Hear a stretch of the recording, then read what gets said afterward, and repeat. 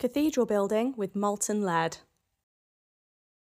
I'll be honest, I was initially in two minds about whether I was going to share this video, just because when I do show us using molten lead, which we do use, it's kind of part of our practice, I do get a lot of negative comments. We do use lead to especially fix coping stones and finials. Obviously that comes with its own risks. Those risks are assessed.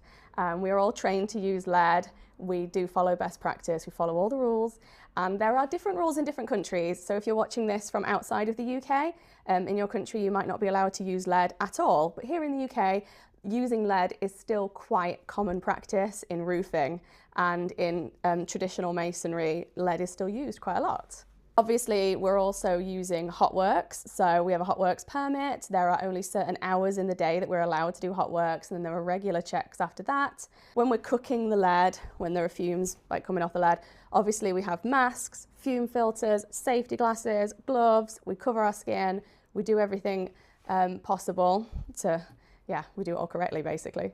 And then once the lead is set, once it's hard, we don't need to wear RPE. That's why we can run around on the roof, because the roof is made of lead and it's fine to run around on.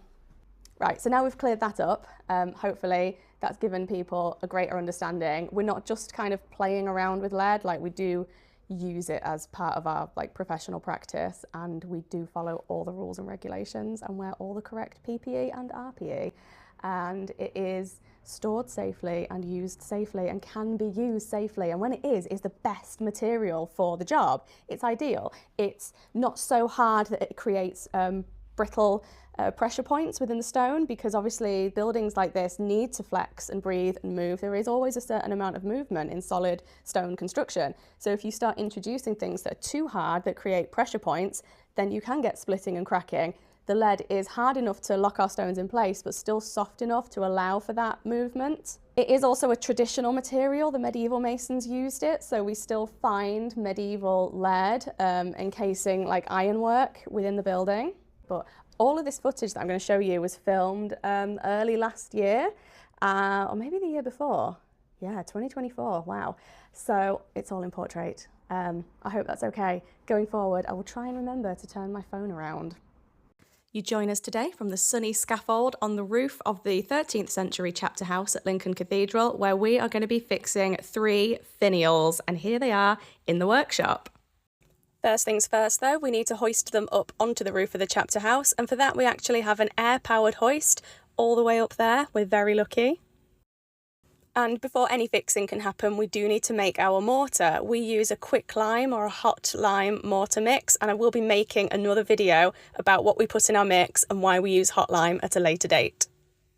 So we're going to be fixing these finials on top of the apex of this engaged buttress, and we've had to keep this dry for as long as possible, which is why we have put sponge in the little holes in the top. And that cross shape there is our joggle, so that cross shape is going to be cut into the base of the finials. You can see Craig doing that here, and this will line up so that when we pour in the molten lead, it fills that cross and locks them in place and stops them from twisting. We were also joined by some of the SPAB people, and we were teaching them all about finial fixing and lead pouring this week. This is our little slow cooker that we heat up our lead in. It's all completely enclosed. And that dowel that you can see that we'll be fixing the finials on is actually a phosphor bronze, so it's incredibly strong. It won't react with the lead over time, it won't oxidise, and we heat that up to make it as warm as we can so that when the lead hits it, it doesn't instantly set, because lead will set as soon as it hits anything cold. So we try and keep the ladle hot, we keep the dowel hot, and this doesn't hurt the stone at all. Me again. So we poured the initial lead pour on the first day, and then we had to stop, obviously, because we have certain hours that we're allowed to work with hot works. So we had to leave the lead and the dowel in place and then come back the next day. So this next bit of footage is filmed the next day.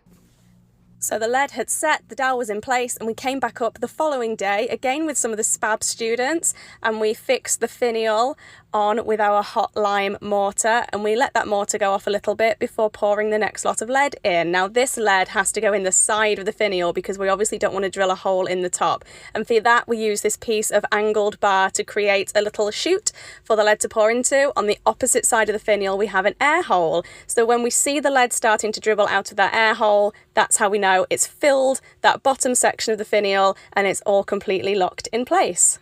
I hope that was vaguely entertaining. Like I said in my previous video, I'm not a professional YouTuber, I'm a professional stonemason. So my editing might not be the best, but I'm trying and I'm learning, and I promise I will try and be better at it if I get time. But I'm very busy building a cathedral, guys. As usual, I think this is the bit where I'm supposed to say like and subscribe wherever you do that.